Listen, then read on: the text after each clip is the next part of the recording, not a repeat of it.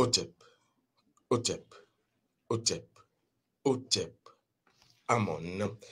Merci de nous rejoindre dans cette nouvelle pyramide de la connaissance de la vérité de la lumière. Vous savez, cette pyramide a un nom, le Césaire Talk ou le Désert Talk, c'est selon connaître son rôle Talk ou encore connaître sa responsabilité. Et Talk, nous sommes donc là pour vous permettre d'avoir indices arcanes, surtout informations préventives. Et pour cette nouvelle aventure que nous allons donc mener, je vais commencer par vous remercier, vous qui êtes et donc qui nous permettez d'être. Je vais ici vous envoyer mes ancestralités. Je pense ainsi à, je vais citer juste quelques personnes. Je pense véritablement à Coris, hein, Coris du côté de la ville, je crois, de Tours en France. M'a-t-on signalé en ce qui concerne le staff. Je vais également penser à Mickenson, le frère Mickenson du côté des États-Unis, qui d'ailleurs a été justement hein, dans une note vocale, voice comme on le dit du côté des pays anglo-saxons, dans un voice qui nous a ragaillardi, qui nous a véritablement confirmé la vérité ancestrale, puisque je vous le dis, la plupart du temps, la vérité ancestrale, c'est laquelle? C'est la chirurgie, la précision. Vous devrez quitter les soutanes scientifico, j'ai envie de dire, matériel contemporain, pour être dans quoi?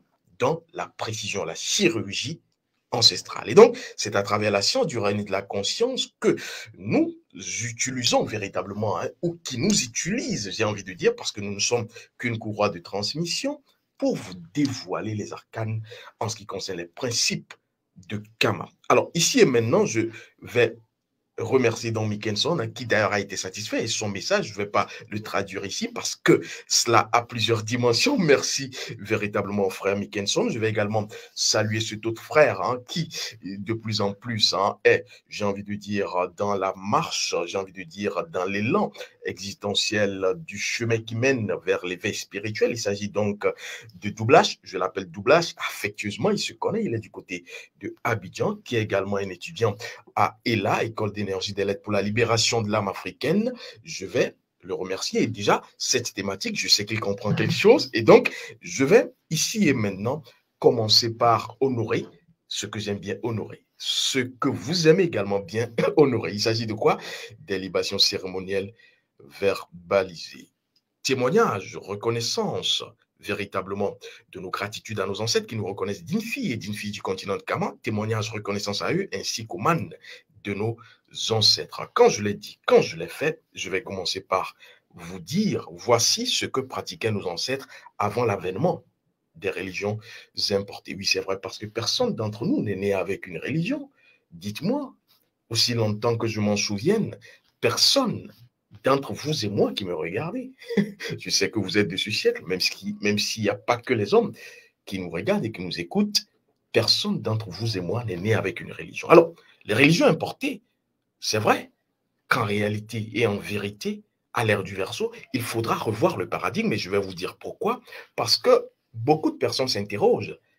Oui, aujourd'hui, les religions importées sont là, mais en même temps, s'il faudra faire, j'ai envie de dire, la marche circulaire pour être dans l'éveil spirituel, est-ce que les religions peuvent aider? Les religions, je veux dire, les religions importées, les religions abrahamiques, est-ce que ces religions peuvent être véritablement la solution? Je vous dirais de go non, et cela ne voudra pas dire que je suis contre les religions importées. Non, les religions ont leur place. Je ne dénie pas cela.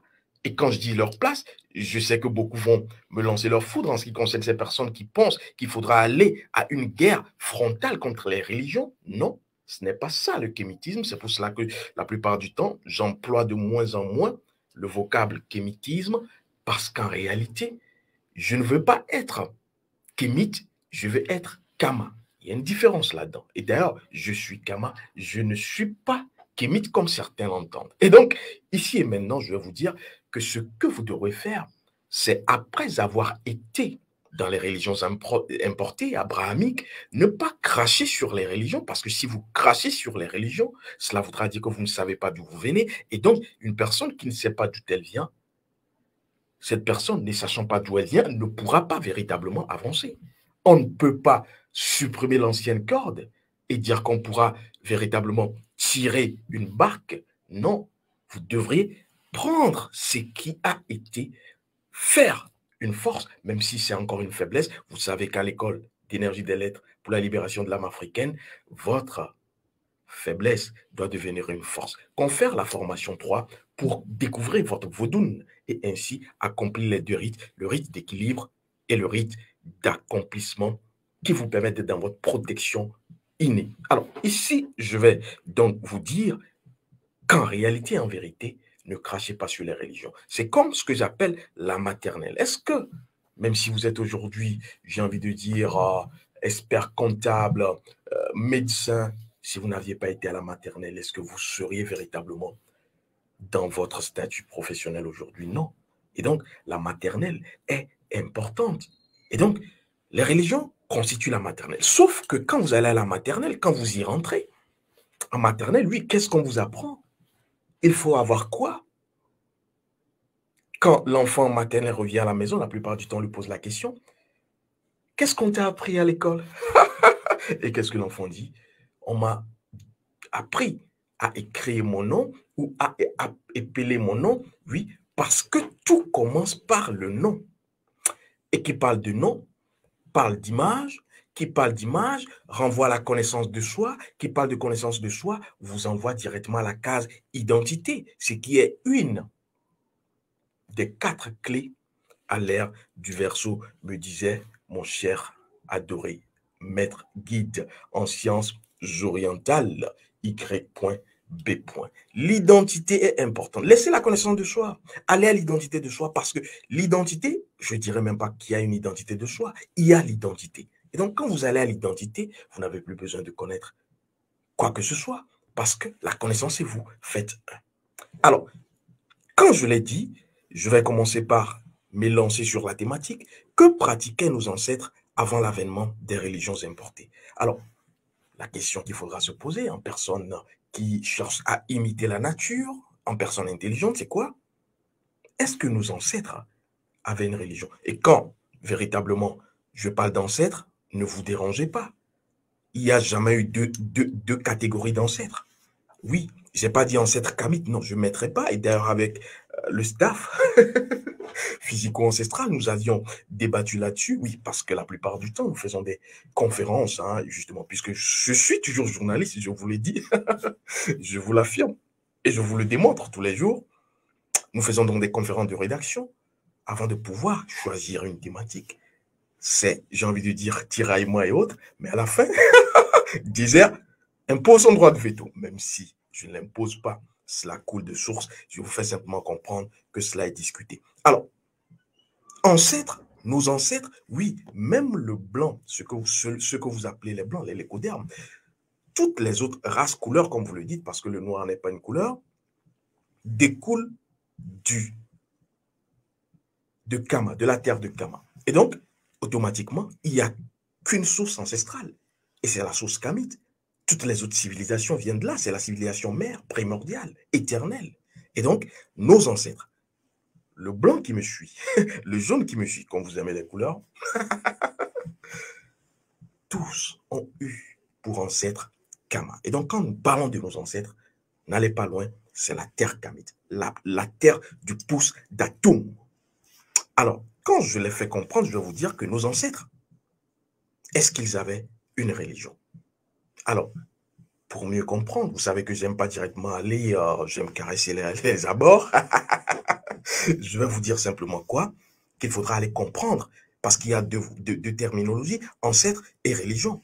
Ancêtre, on sait ce que c'est, je ne vais pas revenir là-dessus, mais religion vient d'où? Pour mieux comprendre religion, allons véritablement à son explication, j'ai envie de dire, occidentale. Religion vient de religare, religare qui renvoie à relier. Alors, c'est là également une autre mention scientifique, parce que je vous ai dit que je vais vous dévoiler tous les mentions scientifiques qui ont été servies. C'est une mention scientifique. On nous parle de quoi? De relier. Et donc, les religions, en un mot, on parle de religion, je ne vais pas changer. Le mot, c'est le mot, religion, qui vient de religare, qui renvoie à la terminologie relier. Et donc, qu'est-ce qu'on relie? On relie deux choses qui sont séparées. Deux choses qui sont séparées, c'est deux choses qu'on peut relier. Et donc, les religions sont dans quoi?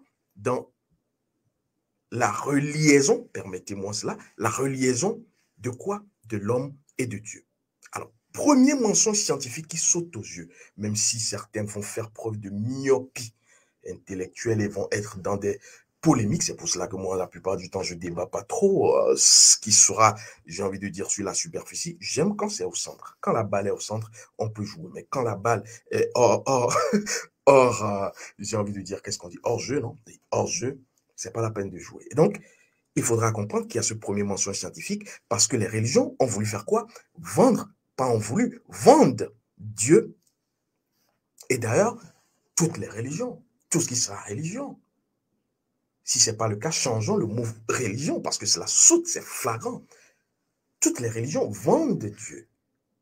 Je n'ai pas dit enseigne Dieu, même si on ne peut même pas enseigner Dieu. Toutes les religions vendent Dieu. Et donc, cela est démontrable, puisque je suis journaliste, je parle avec des preuves. Je suis dans le factuel, les faits sont têtus. Les religions vendent Dieu simplement parce qu'aujourd'hui, vous pouvez le voir, c'est ostentatoire. Qu'est-ce qu'on a? On a une certaine richesse religieuse sur la terre de Kama. Je ne dirais même pas sur la terre de Kama, en Afrique. On a une certaine richesse religieuse qui est aux antipodes même de ce qui devrait être, j'ai envie de dire, dans l'esprit de Dieu. Oui, suivez mon regard avec toutes ces églises éveillées ou de réveil ou endormies ou je ne dirais pas de pacotille, mais ça m'a tout l'air parce qu'en réalité, est-ce vraiment cela, être dans la communion avec Dieu? Oui. Répondez à la question. Et donc, s'il faudra, à coups de millions, verser, avoir une certaine absolution de péché inventé par l'humanité toujours, je suis désolé. Est-ce vraiment ça, être dans une certaine religion? Je ne parle pas des religions certaines. Est-ce vraiment cela, être dans une certaine religion? Parce que oui, s'il faut que je sois, j'ai envie de dire, lavé de mes péchés, entre guillemets, comme ils le disent, et qu'il faudra que je sois véritablement dans le fait de débourser de l'argent pour être assis aux premières loges le dimanche à l'église ou dans ces églises éveil, à quoi bon? Cela voudra dire qu'il y a une certaine catégorisation de quoi? Des personnes qui viendront véritablement pour se rapprocher de Dieu. Parce que oui, c'est ce qu'on nous a fait comprendre et c'est ce qu'on vous a fait comprendre à travers la vente de Dieu. Dieu est devenu donc véritablement, j'ai envie de dire, une source de commerce, un capital. Et donc, chacun peut se lever un beau matin et puis dire que je suis prophète, je suis pasteur, je suis prêtre. Et donc, déjà derrière, Dieu devient quoi? Un capital. Un capital. Quand on vous dit démarrez votre activité à 0 francs, laissez les entrepreneurs. Il n'y a pas meilleur entrepreneur que ceux qui vont vendre Dieu. Parce que là, ces personnes, 0 francs, c'est vraiment le symbole quand on vend Dieu. Oui, c'est vraiment 0 francs. Et donc, ces personnes qui vont être les ouailles vont véritablement payer Dieu, pas à 0 francs. Celui qui commence. Toutes ces églises, je ne sais pas si l'Afrique a véritablement besoin de toutes ces églises. Je ne dis pas que les religions ne sont pas bonnes, non, mais je dis toute cette foultitude d'églises que nous avons aujourd'hui. Est-ce vraiment la peine? Quand on voit cela, à côté de quoi? De cette richesse religieuse, on a, que j'appelle d'ailleurs, de l'abrutissement et de la bêtise humaine, on a quoi? L'Afrique, qui est toujours selon les standards internationaux, c'est eux qui fixent et c'est eux qui disent, et en même temps, c'est nous qui constatons, et en même temps, le continent le plus sous-développé, c'est ce qu'on vous fait comprendre, même si c'est le contraire.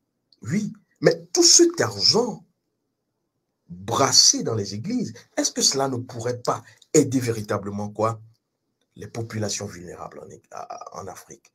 C'est une question qu'on devrait se poser. Et donc, revoir le paradigme. Je mets ça de côté, je ne suis pas là pour ça. Et donc, est-ce qu'on peut vendre Dieu? Quand je l'ai dit, je sais que la réponse, vous l'avez. On ne peut pas vendre Dieu parce que Dieu, c'est quoi? C'est l'air encore, c'est le feu, c'est la terre, c'est l'eau. Est-ce qu'on vend cela? On ne peut pas vendre tout cela. Et donc, ici, je vais vous dire que c'est un mensonge scientifique. Et d'ailleurs, je vais vous le prouver une nouvelle fois parce que, comme je vous le dis, j'aime le factuel, j'aime les preuves.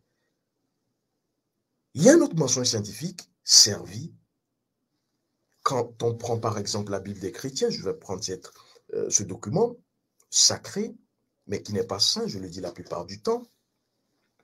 Quand on prend la Bible, on nous fait comprendre que Dieu est omni quoi? Omnipotent, omniprésent, omniscient.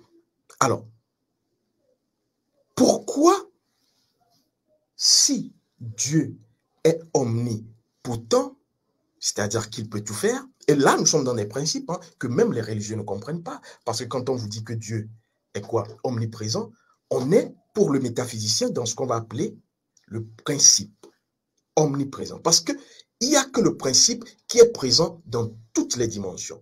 Il n'y a que le principe, et c'est pour cela que je vous dis, allez connaître votre principe, c'est ce qui vous permet d'être dans ce qu'on va vous vendre comme vie éternelle. Si vous ne vous connaissez pas, vous ne pouvez pas être dans la vie éternelle. Si vous ne connaissez pas votre essence et donc ce que vous êtes, voilà, c'est ce qu'on appelle dans la Bible des chrétiens le principe, mais qui en réalité va être désigné sur le vocable omniprésent. Oui, tout ce qui est présent ici, maintenant et demain sera présent, a été toujours présent, c'est le principe qui est toujours présent, le principe premier. Et c'est ça, la science des ancêtres. Je vais vous expliquer. Alors, quand on part, on passe ce premier point, omniprésent, on va dans quoi? On va dans l'omniscience. Et donc, après l'être, qui est le principe premier, l'essence, on va dans le savoir, qui est donc quoi? L'omniscience. Dieu sait tout. C'est l'omniscience. Ça fait quoi? Principe, quoi? Savoir. Oui. Principe, loi. Le savoir qui est encore, ou la connaissance qui est encore la loi. Et quoi? Le troisième, et les métaphysiciens le savent. Le troisième, c'est quoi? Il s'agira de l'omnipotence. Cela voudra dire quoi? Que Dieu peut tout faire. Omnipotence qui renvoie à l'acte. Et donc, je le dis la plupart du temps, et c'est le triptyque métaphysicien, métaphysique. On dit quoi? Principe, loi, fait. Et donc, omniprésent, omniscient, omnipotent. Alors, moi, la question que je vous pose, si véritablement Dieu est omniprésent, il est partout, cela voudra dire qu'il est ici. Cela voudra dire que je n'ai pas besoin d'aller à l'église pour voir Dieu. Cela voudra dire que même dans l'obscurité obscure de ma chambre, Dieu est là. Alors, pourquoi alors est-ce que j'ai besoin de me relier à quelque chose qui est partout? Répondez à ma question. Pourquoi est-ce que je dois donc me relier, religarer, religion, me relier donc à quelque chose qui est partout, ici et maintenant, qui en réalité n'a même pas besoin que je bouge, j'ai envie de dire, d'un pouce, ma pensée, pour que cette chose, même si ce n'est pas une chose, puisse être. Quand vous aurez répondu à cette question, vous comprendrez le plus grand mensonge scientifique qui a créé tous les drames aujourd'hui existentiels. Et donc, c'est ce changement de paradigme existentiel que vous devrez effectuer. C'est pour cela que je vais vous dire ce que pratiquaient nos ancêtres avant l'avènement des religions importées. Et donc, le paradigme religieux, je dirais qu'il est faux, mais qu'il devrait être revu si on veut toujours avoir les religions comme on a voulu les avoir. Je sais que vous me comprenez, il faudra revoir le paradigme, sinon il sera dépassé. Il est d'ailleurs dépassé, c'est pour cela que la plupart du temps, beaucoup ne se retrouvent pas, n'arrivent pas à trouver solution dans les églises, justement. Et donc, on ne se relie pas à Dieu. On peut se relier à des intérêts. Et aujourd'hui, je vais vous dire, si on a eu les religions, c'est parce que véritablement, il y a eu beaucoup d'intérêts derrière, et vous le savez mieux que moi. Et donc, on ne se relie pas à Dieu, on fait quoi? On est, j'ai envie de dire, dans la présence de Dieu. Dieu est omniprésent. Et être dans la présence de Dieu, devenir un avec Dieu, communier avec Dieu, c'est quoi? C'est simplement, puisque je vous ai dit que l'omniprésence, c'est le principe premier, c'est être dans la présence de Dieu. Et donc, être dans la présence de Dieu, c'est connaître le principe premier de Dieu qui est omniprésent. Et donc, quand vous connaissez votre, puisque Dieu est omniprésent, donc cela voudra dire quelque part que moi, par exemple, je suis en Dieu et Dieu est en moi. Si je suis en Dieu et que Dieu est en moi, finalement, je ne suis pas loin de Dieu, je suis Dieu. Et donc, si je suis Dieu, pour pouvoir être en communion avec tout ce qui est Dieu qui m'entoure, mon micro, mes deux caméras, Oui, et tout le reste, pour pouvoir, parce que c'est également Dieu, Dieu est omniprésent, pour pouvoir être dans l'omniprésence de Dieu, qui est l'englobant unique, le tout existentiel, je dois connaître d'abord mon principe, c'est-à-dire mon omniprésence, ma présence, avant de pouvoir connaître également la présence, le principe premier de ma caméra ou de mon micro, par exemple. Et ensuite, je vais opérer la magie. C'est ce qu'était la pratique de nos ancêtres. Je vais vous faire mieux comprendre. La plupart du temps, beaucoup vont être dans un procès inutile en disant que les ancêtres, nos ancêtres ou l'Afrique ou Kama avaient pour religion, j'ai envie de dire, le vaudou. Faux, parce que le vaudou n'a jamais été une religion. Le vaudou est une science. Alors, le vaudou n'étant pas une religion et que le vaudou étant donc une science, j'ai ici envie de vous dire que beaucoup d'Occidentaux ont cherché à comprendre le vaudou. Et finalement, le vaudou qui est une science, beaucoup ont finalement compris de façon définitive que le vaudou se repose ou a pour fondation, ciment, l'animisme. Et donc, on va faire vite de dire que l'animisme, c'est donc la religion, j'ai envie de dire, de Kama, la religion des Africains, c'est la religion ancestrale, même si c'est encore un mensonge scientifique. Quoi? L'animisme n'est pas une religion, l'animisme, c'est encore une science. Et d'ailleurs, j'ai envie de dire cet occidental, hein, quand vous faites des recherches, vous comprendrez, cet occidental du nom de Edward Taylor, que je remercie, l'ancêtre, qui déjà en 1800, en 1871, hein, il faut le dire, avait fait un postulat et avait essayé de définir, même si on ne peut pas définir l'animisme, j'ai envie de dire, avait essayé donc de définir l'animisme comme étant quoi? Une croyance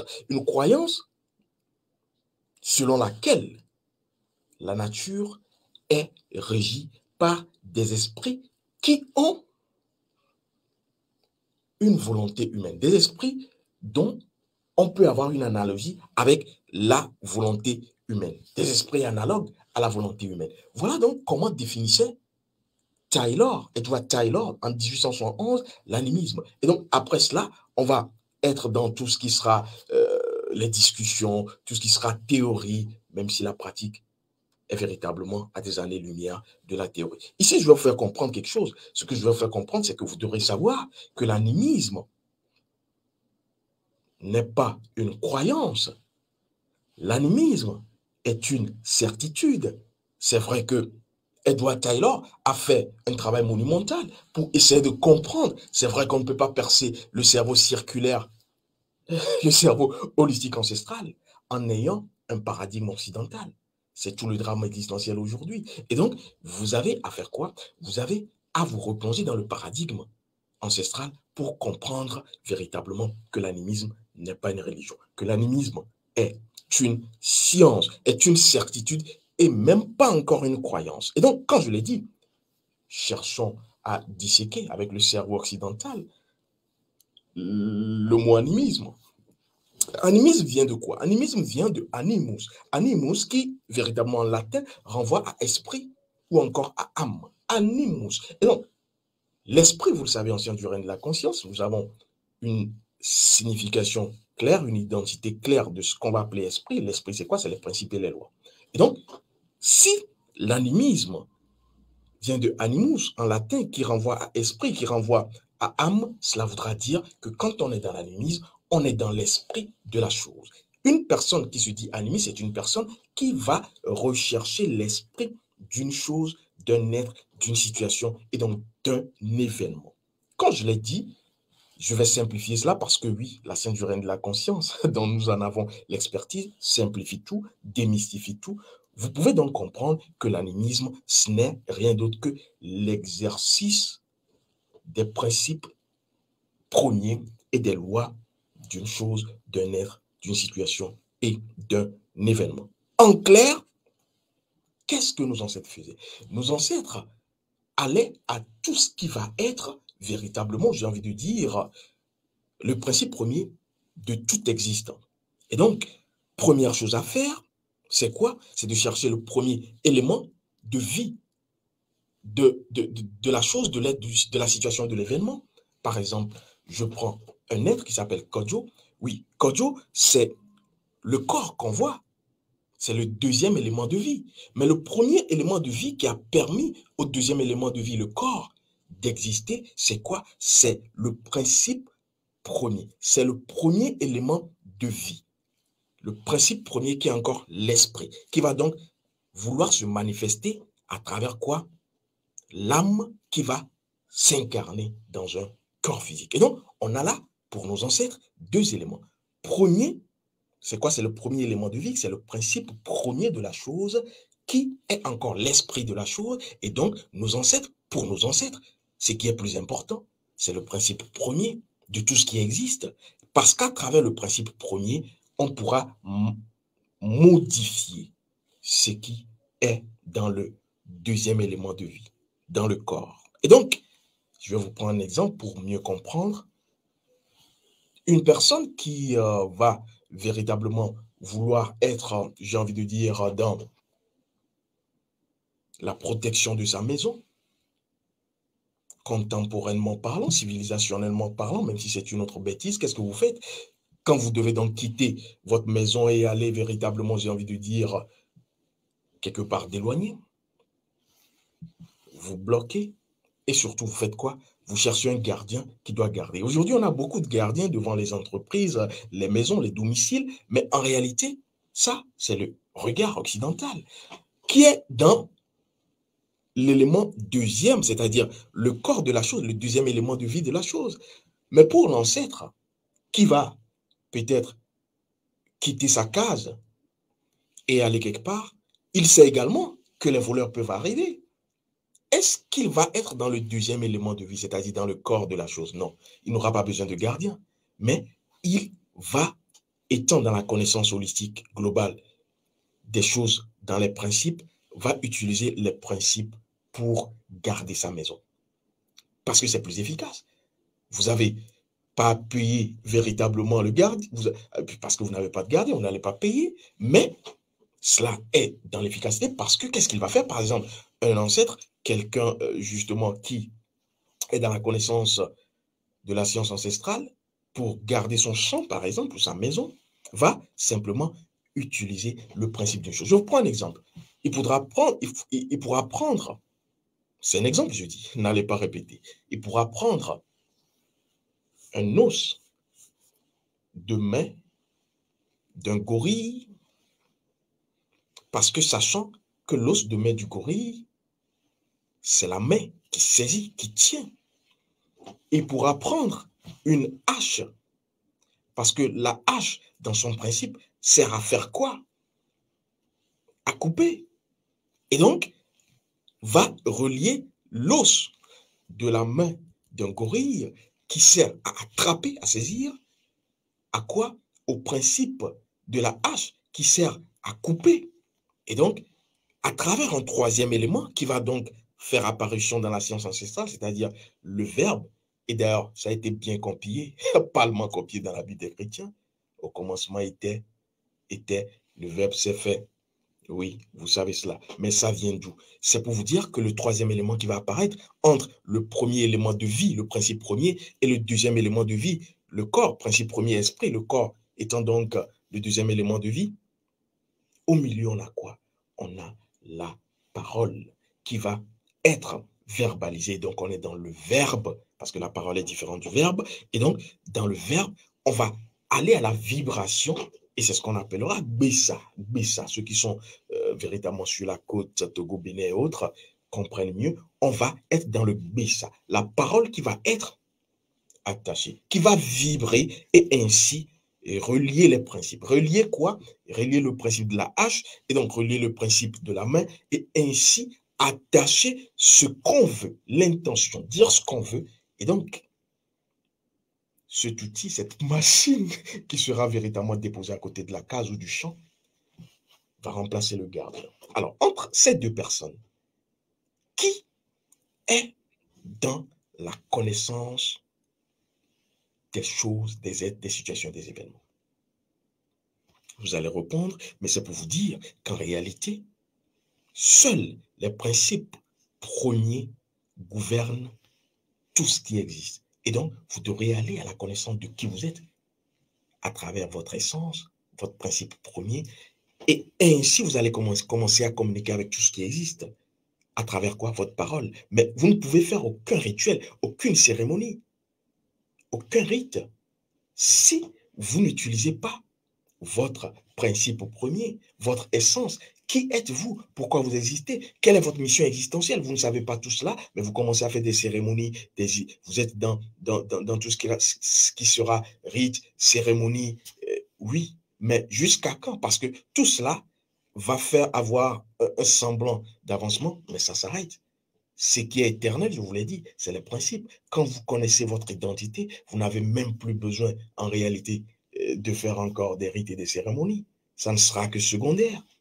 Et donc, n'escamotez pas le principal pour aller, j'ai envie de dire, au niveau du superficiel. Et donc, déjà, ceux qui sont dans la formation de base à l'école d'énergie des lettres pour la libération de l'âme africaine et là, savent bien que quand vous souscrivez à cette formation, vous connaissez votre principe premier, et ensuite, dans la formation 2, vous avez maintenant à pouvoir aller agir vous-même à travers la parole et votre âme qui va agir, l'âme dont vous connaissez le principe premier, qui n'est rien d'autre que votre rayon de vie, vos ancêtres, et ainsi, vous allez pouvoir agir. Et donc, à l'ère du Verseau, nous ne serons pas forcément dans ce qui avait été, c'est-à-dire faire forcément tous les rituels. Parce que oui, ce qu'on ne vous dit pas, c'est que ce ancêtre qui va réaliser, par exemple, ce cas de figure d'une machine qui va garder, justement, comme avec ses ingrédients, ne peut le faire s'il se connaît lui-même, s'il connaît son principe premier. Et donc, dans la parole qu'il va incanter, il aura à utiliser forcément son principe premier. Et donc, c'est pour cela, votre principe premier, celui que vous êtes, l'essence doit s'exprimer pour qu'on soit dans l'existence, dans la matérialisation, la manifestation de ce que vous voulez. Et donc, sachez que nos ancêtres sont dans la pratique, ont été et seront toujours dans la pratique des principes premiers. Hotep, Hotep, Hotep, Hotep, Amon, les ancêtres ont encore parlé.